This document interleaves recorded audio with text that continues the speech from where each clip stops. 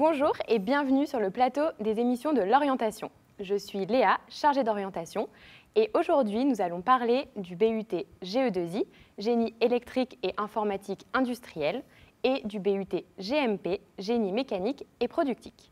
Pour parler de ces deux filières, j'ai le plaisir d'accueillir Alexandre Lered, chef de département GE2I, et Lionel Caracascian, chef de département GMP. Bonjour. Bonjour, bienvenue. Alors, première question, à la rentrée 2021, les étudiants vont s'inscrire en BUT, Bachelor universitaire de technologie. Pourriez-vous nous dire quelques mots sur cette réforme? Oui, alors jusqu'à présent, les étudiants passaient un DUT, ce qui correspondait à un Bac+2, et on ne s'insérait pas dans le schéma classique LMD, licence, master, doctorat. Et avec cette arrivée de ce nouveau BUT, on va s'inscrire justement dans ce circuit licence, puisque ce sera un diplôme à Bac+3. Et est-ce que les étudiants pourront toujours être diplômés d'un DUT? Oui, à partir de la deuxième année, ils obtiendront le DUT, donc diplôme universitaire technologique, et en troisième année, ils obtiendront en plus, du coup, puisqu'ils auront fait une troisième année, le bachelor universitaire technologique. Finalement, cette réforme permet une sécurisation des parcours. Oui, et surtout s'inscrire dans le circuit licence, et éventuellement après master, et pourquoi pas doctorat. D'accord. Alexandre, pourriez-vous nous dire quels sont les profils que l'on retrouve en BUT GE2I? Alors, l'objectif des étudiants qui intègrent chez nous, c'est de former des cadres intermédiaires dans le domaine du génie électrique, d'informatique industrielle. Donc on va retrouver beaucoup de domaines et beaucoup de domaines actuels qui sont très importants pour la suite au niveau de la société. On va retrouver tout ce qui est des techniciens qui vont travailler dans le domaine du numérique, bien sûr, de tout ce qui est l'industrie 4.0, mais aussi de tout ce qui est le développement durable et notamment tout ce qui est énergie renouvelable et d'autres domaines qui sont liés. D'accord. Donc ça, c'était plus les objectifs de la formation. Maintenant, en termes de profil d'étudiants? Alors, nous, ce qu'on souhaite avoir, c'est des étudiants curieux qui sont intéressés par tout ce qui est l'étude de la technique, qui ont une volonté d'apprendre, de savoir comment fonctionnent les différents éléments qui les entourent. D'accord. Et maintenant, Lionel, je vous adresse la même question. Quels sont les objectifs du BUT GMP? Alors, les objectifs, c'est de fabriquer un technicien généraliste en mécanique qui soit capable, à partir d'un besoin, d'un cahier des charges, de concevoir un produit, de le fabriquer, de le réaliser. Donc, ça touche aussi bien le secteur de l'ingénierie, du bureau d'études, de la recherche et développement, mais aussi bien la partie de production. Donc, je fabrique le produit, j'ai vraiment de la pièce concrète. D'accord.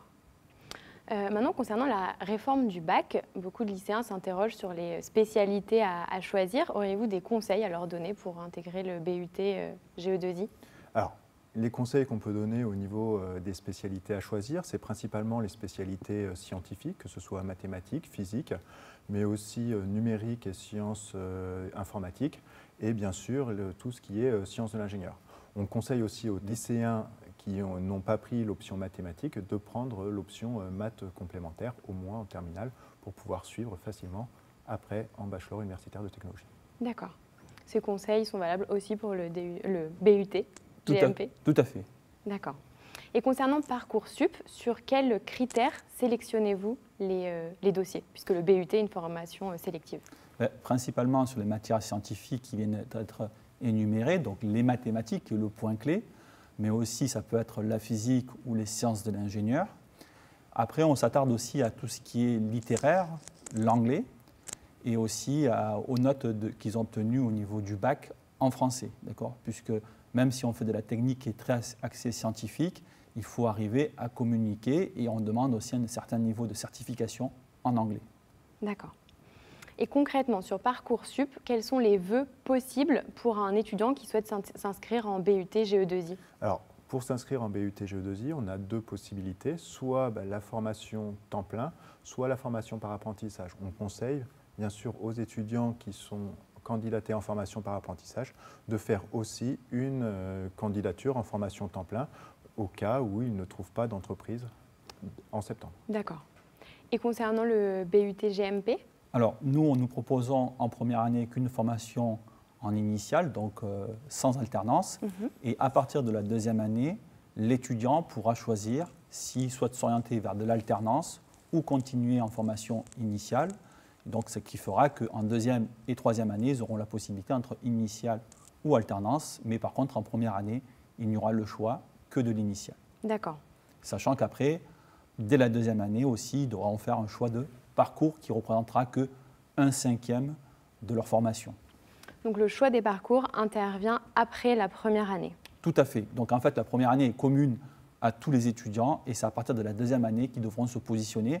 Ça leur permet aussi de connaître un peu plus ce qu'on fait parce que des fois, ils choisissent ce métier-là un peu parce que ça leur plaît, mais ils n'ont pas toutes les connaissances et au moins ça leur permet de faire un choix vraiment un peu plus orienté par rapport à leur envie. D'accord. Et Alexandre, pourriez-vous nous parler maintenant des matières qui sont étudiées en BUT GE2I? Alors, les matières qu'on va retrouver en BUT GE2I, donc ce sont toutes les matières donc, du génie électrique. Donc on va retrouver bien sûr de l'électronique numérique et analogique. On va retrouver aussi de l'électrotechnique, donc de l'électricité. On va avoir aussi tout ce qui est de l'automatisme, donc de l'étude de systèmes, de savoir comment ils fonctionnent et comment les faire fonctionner. On va aussi avoir de la programmation informatique, tout ce qui est langage de programmation, voire étendre ça avec les programmations type Android, sur des applications nomades. On va aussi avoir beaucoup de projets. Donc un des projets qu'on retrouve beaucoup au niveau du GE2I, ça va être la robotique. La robotique est vraiment un projet qui fait appel à beaucoup de disciplines, notamment tout ce qui est électronique, l'électronique, l'informatique et tout ce qui est l'énergie. Pourquoi? Parce qu'un robot capte les informations qu'il a autour de lui pour derrière les traiter au niveau d'une intelligence, donc d'un processeur, pour derrière envoyer les ordres au niveau de la commande. Voilà.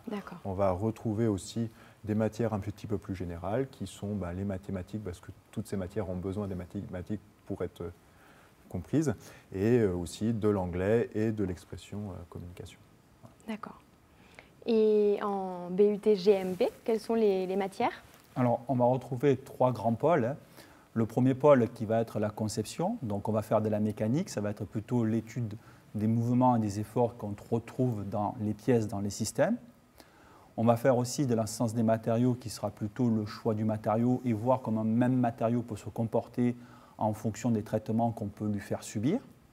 À l'issue de ça, en fonction des efforts et du matériau choisir, on pourra dimensionner nos pièces, donc ce qu'on appellera la résistance des matériaux. Donc on dimensionne nos pièces par rapport aux efforts ou alors on peut dimensionner nos pièces par rapport à certaines déformées qu'on ne veut pas dépasser. Et puis une fois que tout ça est fait, on est capable de concevoir. Donc on ne réinvente pas tout, on achète des éléments du commerce existants qu'on va assembler et puis d'autres pièces qu'on va fabriquer pour répondre à notre besoin, à notre cahier des charges. Et là, on va être capable de fabriquer notre système et on va être capable de le simuler. Une fois que ceci est fait, on va passer à la deuxième partie, la partie industrialisation, où là, on va fabriquer le produit. Donc, il va y avoir la partie des méthodes, quelle est la stratégie mise en place en fonction du parc machine-outil que j'ai et aussi en fonction si j'ai une petite série, une grande série ou une très grande série.